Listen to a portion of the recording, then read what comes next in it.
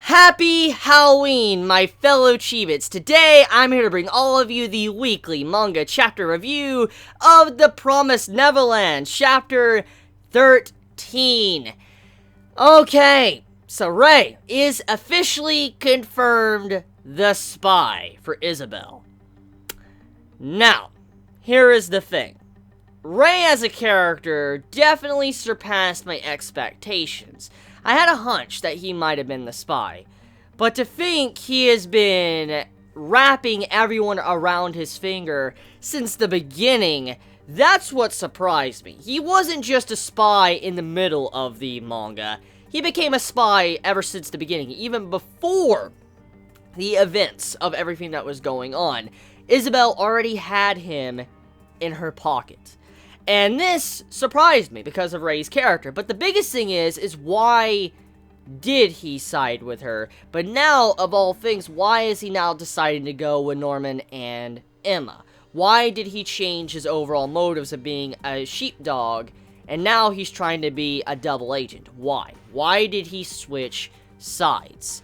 That is the question I have. Is it because Isabella, even though she is the mother of this farm, does she not have as much pull or power as we are led to believe because she is human? For instance, if she is just regular human, she doesn't have as much power as, so to say, as the demons would. For instance, they can easily go over her and just negate whatever she asks for because she is human. She's just, the person that is the farmer of this farm, trying to raise human cattle.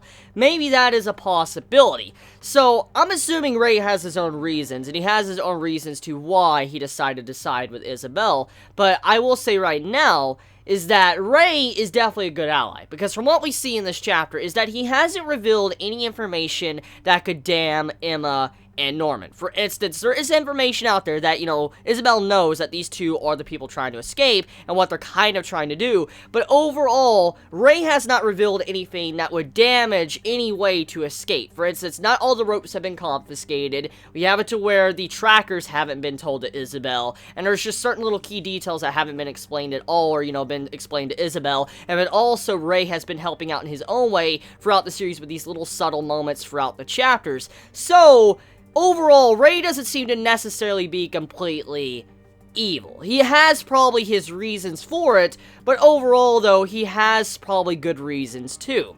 So, the question is this man going to join our side? Is he going to work with Norman? Is he going to work with, Emma? Or is he going to eventually turn back over and be the sheepdog of Isabelle? That's the question we have right now.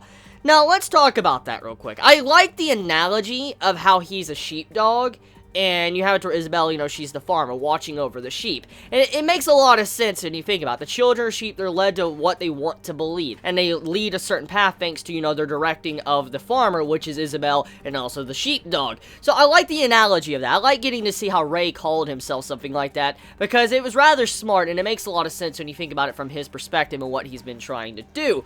But another thing, too, though, let's talk about Norman's overall viewpoint in this. We know Norman, he talked to Emma about this beforehand. He talked to Emma about, hey, is it okay, like, if we find out whoever is the traitor, are we going to leave them behind? Are we going to trust them again?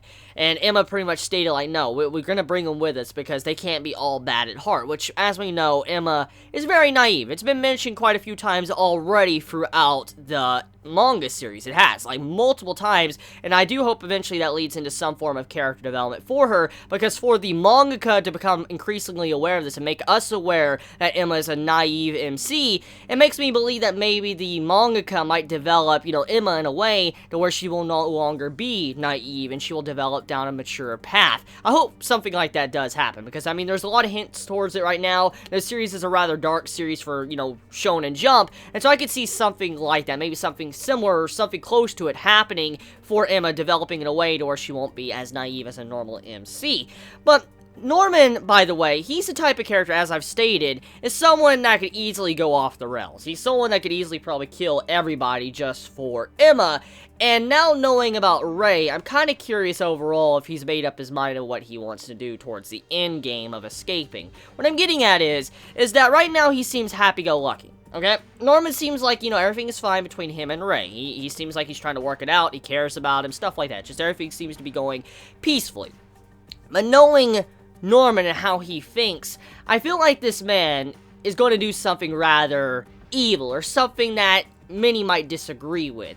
He might try something that might not be the proper way to go about things. And I could see him probably sacrificing Ray or sacrificing himself before everything is said and done because of what he's been thinking, how he could outsmart Isabel and also try to figure out who the spy was, and eventually came to the conclusion that it was Ray. I could see him trying something that could cause a lot of problems. I mean, right now he feels like he has the upper hand, but knowing what he was doing a couple chapters back when he was having his mental breakdown, and how he could outsmart Isabel, it makes you believe that maybe he might be getting a little bit too arrogant, thinking everything is going too well, or maybe he knows something else is going on here, something bad could happen, and he has some form of countermeasure in place to stop that. So, overall though, the chapter of The Promised Neverland, as always, a very good chapter. I mean, it's a series that has so much dialogue, and there's no action, and I'm fine with that. I'm really fine with this direction that Shonen Jump is going with The Promised Neverland. I'm so glad the series hasn't been axed. I'm so glad that it's continuing to be able to be paced like this, because one of the big things that The Promised Neverland has going for it right now is not just the tension, it's not the plot or anything like that, it's the pacing. It feels like Shonen Jump is literally allowing the mangaka free reign, allowing the mangaka to do what he wants to do, not force this man to rush, chop, chop, chop. It doesn't feel like that. It feels like this person is able to develop their story the way they feel is right, and that's kind of where the series is going towards right now. It feels like, Shonen Jump is giving a little bit more leeway to the writer, and the writer's being able to enjoy himself and write what he wants to write, because normally in the past, this usually wouldn't fly in Shonen Jump. I mean, it's not that it's a mature story that has a lot of these serious tones underneath it, but it also lacks action. And the normal things you would see in Weekly Shonen Jump, it would have to either have comedy, a parody type style series, or it would need to have action. But somehow, The Promised Neverland has made it work. Even with the lack of action, even with the lack of comedy, it still retains quite a big high popularity right now in Shonen Jump, and it's being paced in a way that everybody can enjoy it. So very good job on the mangaka working on The Promised Neverland. It's a surprisingly good feat to have, and hopefully this series continues to go for many chapters down the road. So let me know your thoughts in the comments below. You all have a wonderful day or night wherever you live. Please be safe. Chibi out.